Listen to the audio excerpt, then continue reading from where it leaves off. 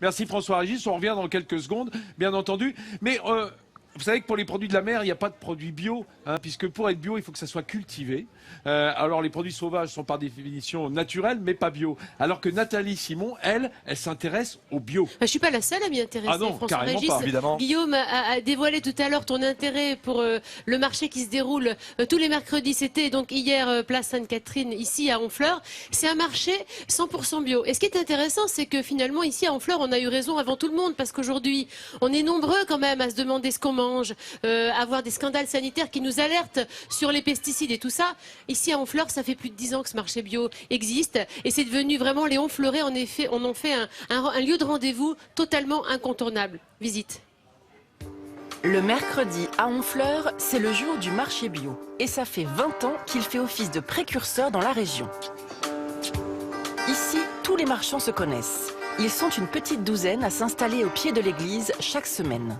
Didier, lui, est là depuis le début ou presque. Et le bio, c'est toute sa vie. J'ai démarré en bio en 79, mais à l'époque, il n'y avait pas de marché bio. Celui de Honfleur a vu le jour en 1997. Et c'était une évidence pour des producteurs comme Didier. Je ne serais pas agriculteur si ce n'était pas en bio, quoi. Ça ne m'intéresserait pas. C'est pour le bien de la planète, hein, et le bien de ceux qui consomment nos produits, quoi. Un marché unique en son genre, un bien rare et précieux qui devrait faire des émules dans la région. C'est encore actuellement le seul, mais là, ils s'en créent un à Trouville, ils s'en créent un à Deauville. Il y a beaucoup de demandes, hein. Surtout dans la région, quoi. Nous, on fait vente directe à la ferme, mais on a de plus en plus de monde, il y a de la place. Dominique, elle, est la doyenne du marché.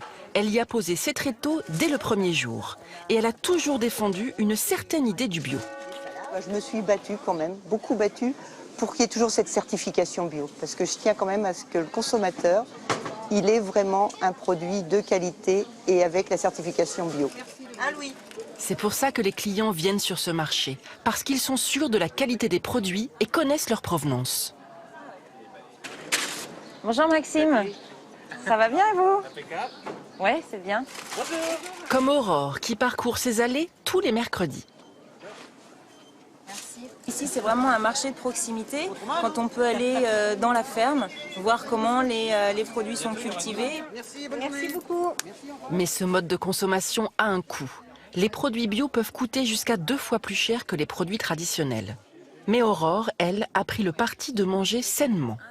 Ils ne produisent pas en grande quantité, donc évidemment c'est un petit peu plus cher. Après, la qualité est incomparable.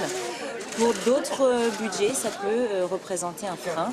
Pour Aurore, comme pour beaucoup d'autres consommateurs, le choix du bio peut être motivé par une redécouverte des traditions ancestrales. J'ai un grand-père qui avait son potager, son jardin et qui était toujours dans son jardin. Et donc j'ai été sensibilisée déjà petite avec des plantes médicinales aussi qu'il utilisait.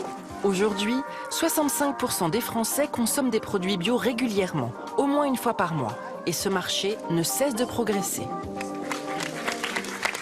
Effectivement, ici à Honfleur, on a eu raison un petit peu avant l'heure et de plus en plus de Français sont intéressés par ce qu'ils mangent et le bio a de beaux jours devant lui. Alors, on mange bien et du coup, on s'intéresse aussi à son bien-être et j'ai envie de dire, il n'y a qu'un pas ou plutôt qu'un étirement puisque on l'a vu dans le sujet, on voit Aurore qui choisit avec soin les produits qu'elle va consommer. Je vais vous raconter l'histoire d'Aurore parce que Aurore, elle a vécu une dizaine d'années en Chine et quand elle est revenue ici en France en 2015, elle était quand même pénétrée de cette culture chinoise et les Chinois ont une façon vraiment à eux d'accéder entre guillemets à la zénitude, bien que ce mot soit un petit peu trop vaste, mais voilà. Donc Aurore, quand elle est revenue ici, elle a décidé de créer son association Yochi Wellness qui prodigue évidemment des cours de yoga mais qui va un peu plus loin. Donc Aurore vous permet quand vous êtes de la région de venir vous ressourcer en fait, de venir retrouver un contact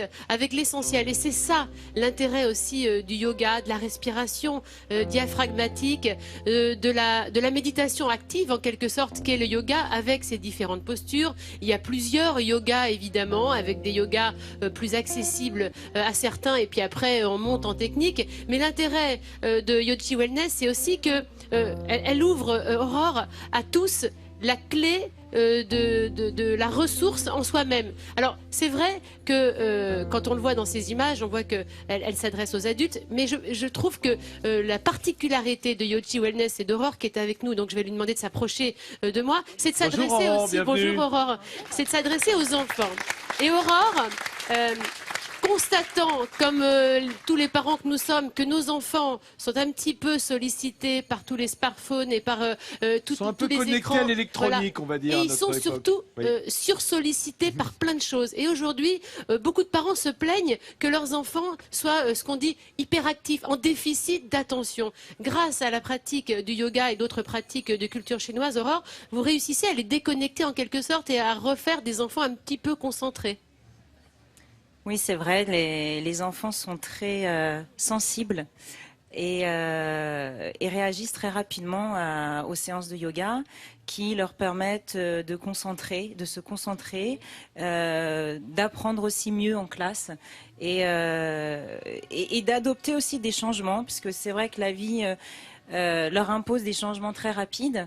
Et grâce à la pratique du yoga, des pratiques plus douces, plus à l'écoute aussi des enfants, ils s'adaptent plus Aurore, facilement. quand on va dans les classes primaires, hein, ici on a les CE1, CE2, CM1, CM2 qui nous entourent, on voit que les garçons quand même sont généralement bagarreurs, un petit peu frondeurs. Est-ce que non mais c'est vrai, les petits garçons sont plus durs hein, que les Ils ont petites de filles en l'énergie à général. revendre. Hein, mais qu'est-ce que c'est dans la nature masculine? castagné quand Est-ce t'étais que à du coup l'école il y a une réaction au yoga qui est différente entre les petites filles et les petits garçons?